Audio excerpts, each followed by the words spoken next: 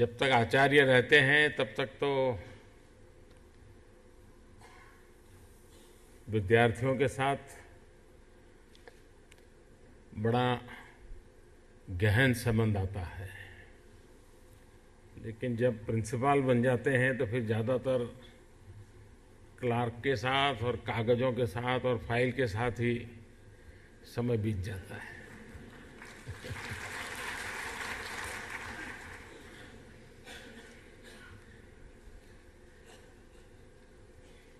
सचमुच में ये दोनों व्यवस्था बिल्कुल भिन्न है, लेकिन हमारे यहाँ सदियों से ये परंपरा चली है कि जो सीनियर मोस्ट आचार्य होता है वो प्राचार्य बनता है। अब उसकी मैनेजिंग कैपेसिटी है कि नहीं, मैनेजरियल वर्क में उसकी रुचि है कि नहीं,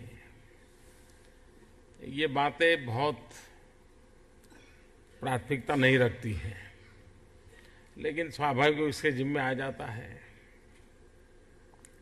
और इसलिए आप लोगों के सामने तो विद्यार्थियों का क्या हो उसके ज़्यादा विद्यालय का क्या हो ये शायद काम अधिक रहता है।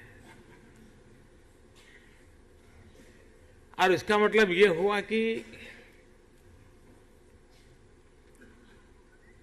आपके सामने एक बहुत बड़ी चुनौती होती है कि आज शिक्षा के, ज्ञान के इतने मार्ग उपलब्ध है,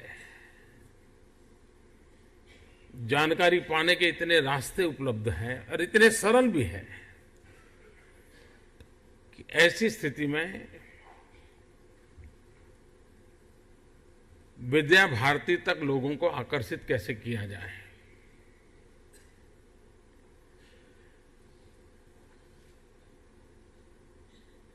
विद्या भारती का विद्यालय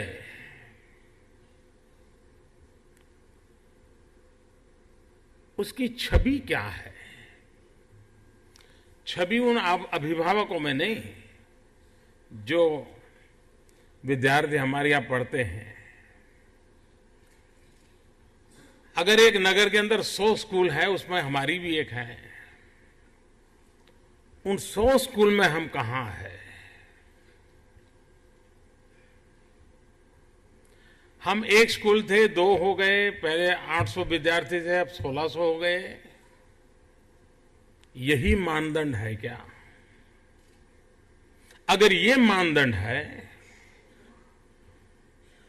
तो समाज में जो परिवर्तन लाने का प्रयास किसी को करना है, जो शिक्षा और संस्कार दोनों को मिलाना चाहते हैं, साथ साथ चले ऐसा चाहते हैं, उनके लिए जिम्मेवारी बहुत बढ़ जाती है।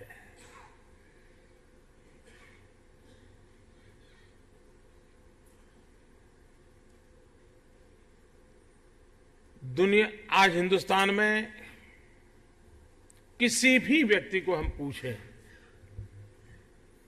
कितना ही बड़ा धनी क्यों न हो,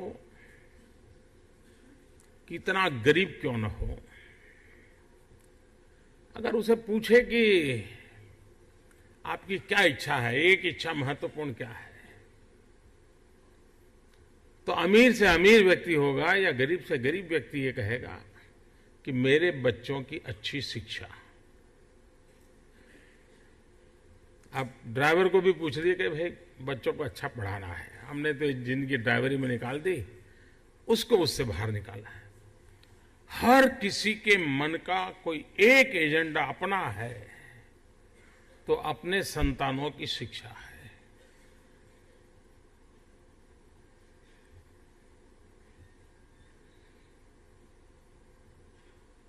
अगर ये करोड़ों करोड़ों लोगों के मन में अच्छी शिक्षा का मतलब ये नहीं कि उसको स्कूल उपलब्ध नहीं है, अच्छी शिक्षा का मतलब ये नहीं कि फीस देने से कोई बढ़िया स्कूल मिलने वाली नहीं है। अच्छी शिक्षा का मतलब इसके दिमाग में साफ है कि अच्छे शिक्षक कहाँ हो, मेरे बालक की जिंदगी में बदलाव लाने में कोई रुचि ले ऐसी व्यवस्था कहाँ हो। हम परिवार में उसे जो नहीं दे पाते हैं उससे ज्यादा कुछ दे पाए, ऐसी व्यवस्था कहां हो। ये उसकी खोज रहती है, तलाश रहती है। कभी कभार अगर पैसे हैं तो मजबूरन क्या करता है, स्कूल में तो कहीं पर भी भर्ती कर लेता है, लेकिन घर में एक टीचर हायर कर लेता है जो आता है, बच्चे को पढ़ाता है, तो उसकी कैरियर के लिए जो काम करना चाहिए वो आकर के वो करके जाता है। ऐसी जब स्थिति है तब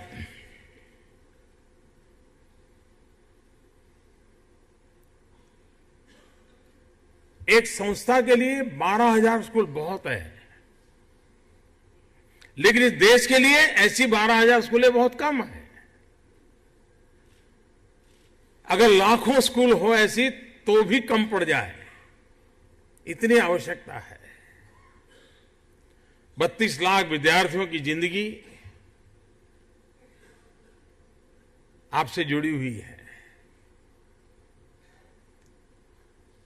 मैं इस व्यवस्था को निकट से जानता हूं, वर्षों से इसको जाना है, समझा है, उसके साथ जिया हूं, और इसलिए मैं बहुत सी बातों को जानता हूं।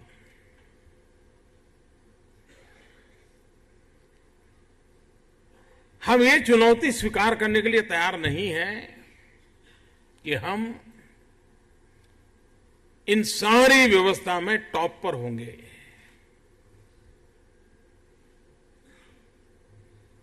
हम विस्तार तो कर रहे हैं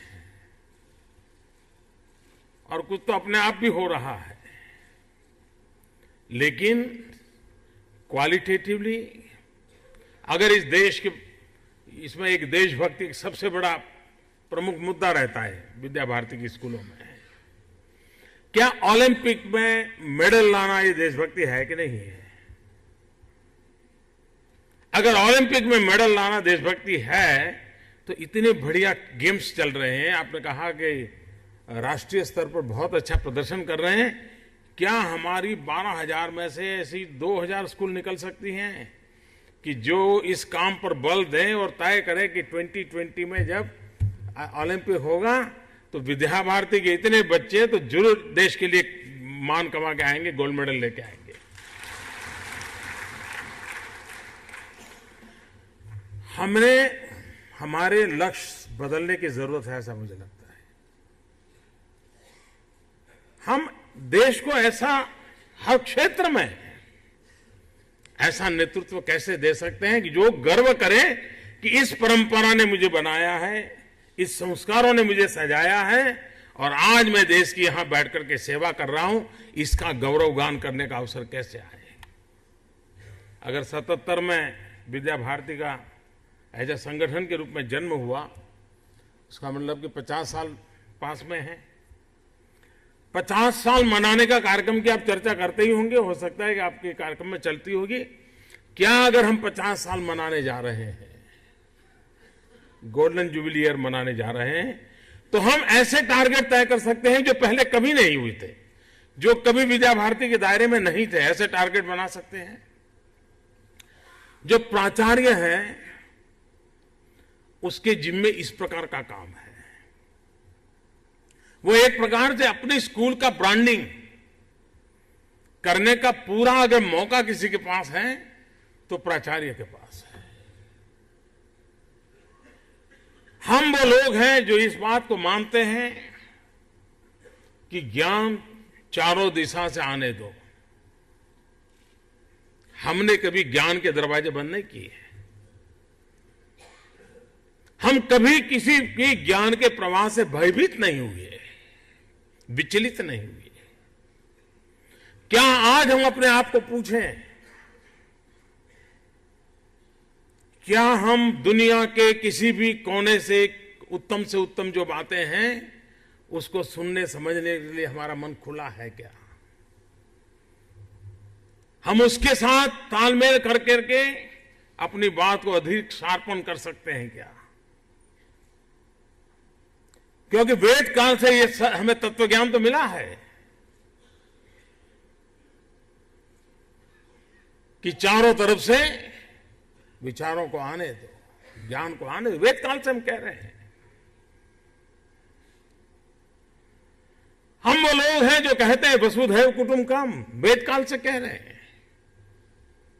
अगर ये पूरा विश्व मेरा परिवार है तो कौन क्या कहां रहता है, कैसे रहता है, किस अवस्था में रहता है, क्या रंग है, वो मेरे लिए मतलब ही नहीं रखता है, क्योंकि समग्र विश्व को मैंने परिवार माना है।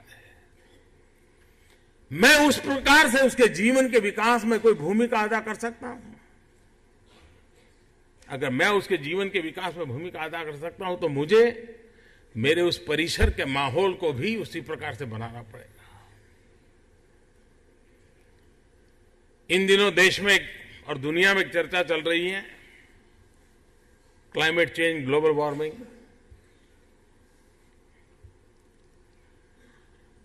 हमारे बच्चों को हम वृक्षारोपण, पौधे लगाना, ये तो साल में एक आध बार कार्यक्रम करते हैं, लेकिन क्या 12,000 स्कूलों का एक मिशन बन सकता जो उन स्थानीय व्यवस्थाओं को कहे कि भाई हमें हमारी स्कूल 100 पेड़ गोद लेना चाहती है, हमें जगह दो, हम 100 पेड़ इस नगर को दे देंगे, 5 साल में दे देंगे, हमारा ये कंट्रीब्यूशन होगा। फायदा ये होगा कि हमारे सारे बच्चों को एनवायरमेंट की शिक्षा अपने आप मिलेगी और समाज के साथ हमारा जुड़ना बहुत स्वाभाविक बनेगा।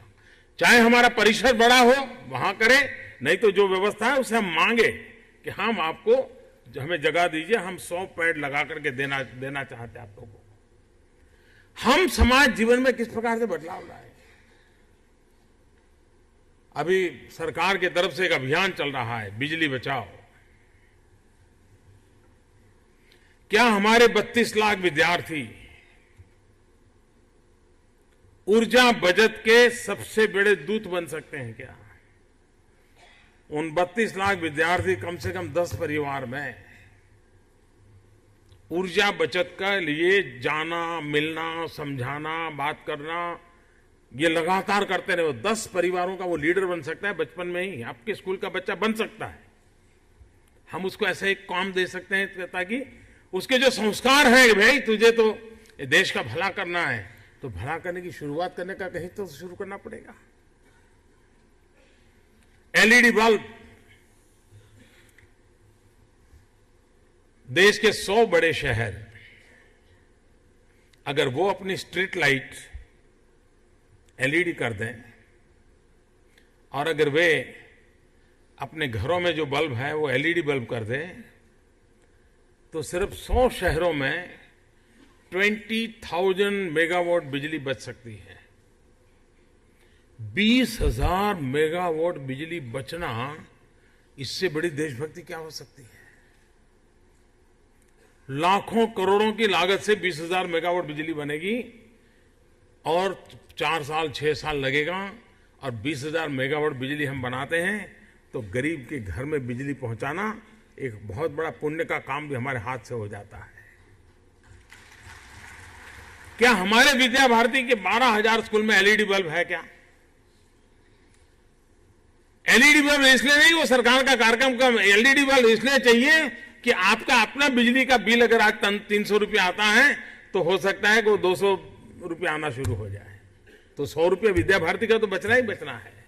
मैंने तो कभी विद्या भारती को डोनेशन नहीं दिया, लेकिन ये दे सकता हूं मैं।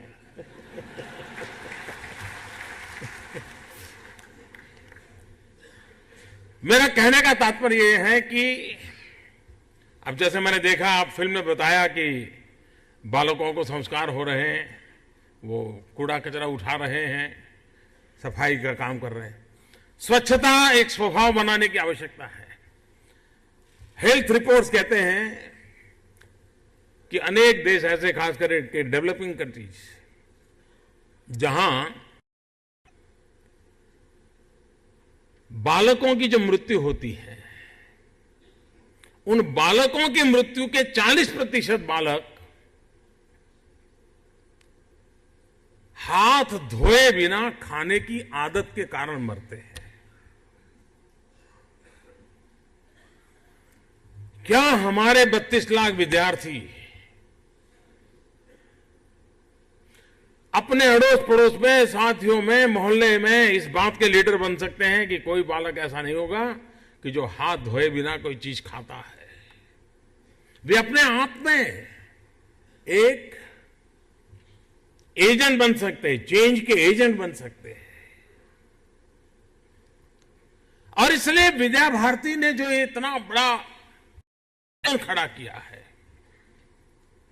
जिसमें संस्कार सर्वोपरि है, जिसमें देशभक्ति लबालब भरी हुई है, जिसके वाणी में, वर्तन में, उपदेश में, सिद्धांतों में सादगी सहज है, ये ऐसी चीजें हैं जो आज सहजता से प्राप्त नहीं है, जो आपने 50 साल के लंबे तपस्या से इसे कमाया है। लेकिन वो पूंजी आपकी नहीं है, वो पूंजी देश की है, और पूंजी देश की तब बनती है जब आप अपने दायरे से बाहर उसको फैलाना शुरू करें। आज समय की मांग है, माहौल भी ऐसा है कि देश का सामान्य मानवी भी इस बदलाव के लिए हमारी अपेक्षा करता है। और अब विद्या भारती ने ये तो तय करे 12,000 में से हर राज्य में एक उस राज्य की सबसे टॉप स्कूल में कन्वर्ट कर सकते हैं।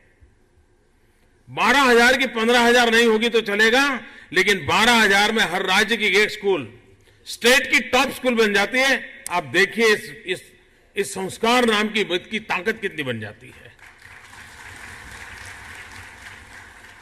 मैं जब गुजरात में था तो जो आईएएस अफसर आते थे, आईपीएस अफसर आते थे, तो नए लोगों में कुछ में बड़ा बदलाव दिखता था। उनकी बातचीत करने के तरीके, काम करने के तरीके। तो फिर मेरे मन में कुछ होता था तो मैं धीरे से कभी पूछ लेता था कि कहाँ पढ़े थे, और मैं अनुभव करता था कि वो ज्यादातर विद्या भारती से आते थे।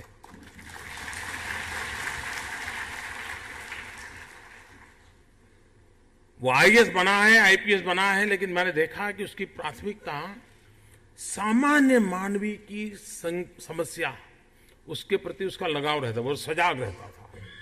क्योंकि जिस स्कूल से वो पढ़ करके निकला वहां दिन रात उसने यही सुना है। अब ये छोटी सेवा नहीं है, ये बहुत बड़ी सेवा है कि आप एक ऐसे व्यक्तियों को तैयार कर रहे हो जो इस गरीब के प्रति इतने संवेदनशील है, समाज के प्रति इतने संवेदनशील है। हम इस बात का कभी गर्व अनुभव करते हैं क्या जब हम 50 साल मनाए तब विद्या भारती एल्यूमना इकट्ठा कर सकते हैं? हम पूरे दुनिया भर में कहां कहां पहुंचे होंगे आपके विद्यार्थी, कई तो रिटायर्ड भी हो चुके होंगे।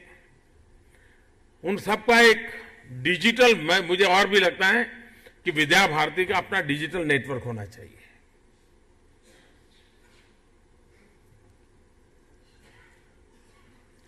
पचास साल में आपके यहां जितने बच्चे पढ़ करके गए हैं उन सब का डिजिटल रिकॉर्ड तैयार करना चाहिए।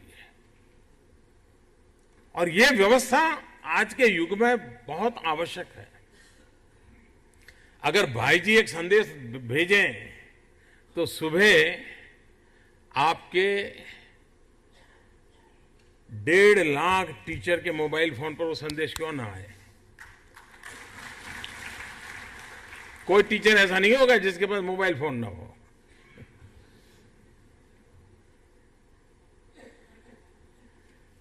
कहने का हमारा यह तात्पर्य है कि टेक्नोलॉजी, मैं जानता हूं विद्या भारती ने कई वर्ष इस विषय में बड़े लगाए थे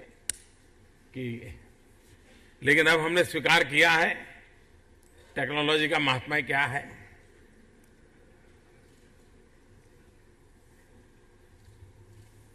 आप इससे बच नहीं सकते।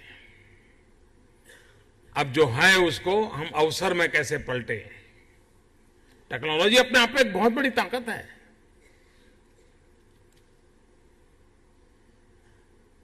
मनुष्य की विधा को खत्म करने वाला षड्यंत्र नहीं है। विज्ञान और टेक्नोलॉजी से दूरी हमारी विकास यात्रा को रोक देती है। हमने बदलाव स्वीकार करना होगा। हमें टेक्नोलॉजी को जितना ज्यादा उपयोग में ला सकते हैं लाने का प्रयास करना चाहिए। आप आपने विद्या भारती का वर्णन आधा घंटा मेरे सामने किया होता है, विद्या भारती क्या कर रही है, और आपने 3 मिनट में फिल्म बताई, दोनों में इतना फर्क होता है कि मुझे तुरंत समझ आ गया कि विद्या भारती क्या कर रही है। आधा घंटा भाषण किया होता तो नहीं समझ आता। ये उदाहरण है साहब, ये टेक्नोलॉजी से संभव हुआ। ये बहुत आवश्यक है कि विद्या भारती जैसा संगठन, उसकी अपनी ये ताकत, हर स्कूल में हर दिन एक ऐसी सकारात्मक घटना घटती होगी, विद्यार्थी के कारण, आचार्य के कारण, विद्यार्थी के अभिभावकों के कारण, जो समाज गर्व महसूस करे। क्या ये हम टेक्नोलॉजी के माध्यम से आपकी सभी 12,000 स्कूलों में 1 घंटे में पहुंचा नहीं सकते? क्या पहुंचा सकते हैं? सकारात्मक माहौल को स्प्रेड करने के लिए ये टेक्नोलॉजी से बढ़िया कोई आज माध्यम नहीं है। नकारात्मकता के लिए तो सारी दुनिया पड़ी है, लेकिन कोई तो हो जो सकारात्मकता के लिए अपने आप को खपा दे, और ये आप लोगों के द्वारा संभव है। शिक्षा और संस्कार, मैं नहीं मानता हूं कि विवाद का विषय है, और संस्कार की मेरी बड़ी सिंपल डेफिनेशन है, प्रयत्न पूर्वक की हुई, डेवलप की गई अच्छी आदत, वो संस्कार और क्या है। और इसलिए आपके पास उस आयु के बच्चे होते हैं जिसमें ऐसी आदतें विकसित होती है जो अपने आप में संस्कार बन जाती है, जिसके कारण समूह जीवन, ये विद्या भारती का स्वभाव है। सामूहिकता को महत्व दिया जाता है। अब ये अपने आप में आज के युग में बहुत बड़ी आवश्यकता है, वरना हर कोई एक आइलैंड बनता जा रहा है। अगर इंसान आइलैंड बन जाए तो क्या हो जाएगा? सामूहिकता बहुत आवश्यक है। सामान्य रूप से समाज जीवन में सामूहिकता से दूर जाने की आदत लगती जा रही है। बस में जाता था, मेट्रो में जाता था, धीरे धीरे कार में जाना पसंद करता है। उसका मूल एक कारण यह है कि भीड़ में नहीं, कुछ अकेला।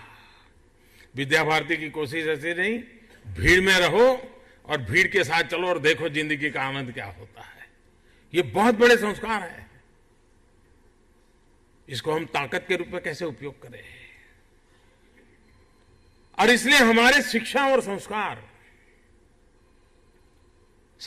सिर्फ हम ये कहें कि भाई हम ये गीत गाएं तो संस्कार है, हम ये उदाहरण दें तो संस्कार है, जरूरी नहीं है। हम दुनिया के किसी भी कोने की बात कर करके भी संस्कारित कर सकते हैं, और उसका अपना एक सामर्थ्य होता है। और तब जाकर के हमारे लोगों की बोलचाल की परिभाषा भी एक व्यापक बनेगी। हमारी बोलचाल की जो डिक्शनरी है वो 1000-1200 शब्दों वाली है। वो हमारी डिक्शनरी को हम 1,00,000 शब्दों वाली कैसे बना सकते हैं? हमारी बोलचाल की डिक्शनरी अगर बढ़ती चली जाती है, उसका विस्तार होता है, तो समाज के अन्य लोग जो भाषा समझते हैं उस भाषा में हम उनको कन्वे कर सकते हैं, उसकी बात को हम समझ सकते हैं। एकल विद्यालय का अभियान, बहुत कम लोगों को अंदाज होगा कि 50-52 हजार एकल विद्यालय कुल मिलाकर के विद्या भारती से अलग बाकी लोगों के द्वारा चल रहे हैं। दूर सुदूर जहां शिक्षक जाने को तैयार नहीं, जहां सरकार पहुंचने को तैयार नहीं, वहां पर एकल विद्यालय जाकर के काम कर रहा है, समाज जीवन में बदलाव ला रहा है। और बहुत लोग होते हैं जो जीवन में सिर्फ एक अवसर ढूंढते हैं, वो चाहते हैं ये अवसर देने का काम। और ज्यादातर विद्या भारती के काम गरीब बस्तियों में शुरू हुए, समाज के दबे कुचले लोगों के बीच में शुरू हुए, लेकिन शिक्षा के द्वारा उनके जीवन में परिवर्तन लाने का प्रयास हुआ है। और उस अर्थ में विद्या भारती ने बहुत बड़ी सेवा की है। आप सबके माध्यम से देश की अपेक्षाएं भी बहुत हैं। आप सभी प्राचार्य, आपके यहां जो शिक्षा उत्तम चलती होगी तो उसकी तो एक बराबर मैकेनिज्म बन गया होगा, लेकिन आपकी अपनी स्कूल जिसको आप संभाल रहे हैं वो टॉप पर आए कैसे, उस पर आप लक्ष्य दें, यही मेरी अपेक्षा है। बहुत बहुत धन्यवाद। For some time now, we've been attacking the government on being anti-poor, anti-farmer, anti-laborer, anti-worker. And I wanted to get a sense from the PCC presidents about what is being done with regards to the NAREGA, the right to food, the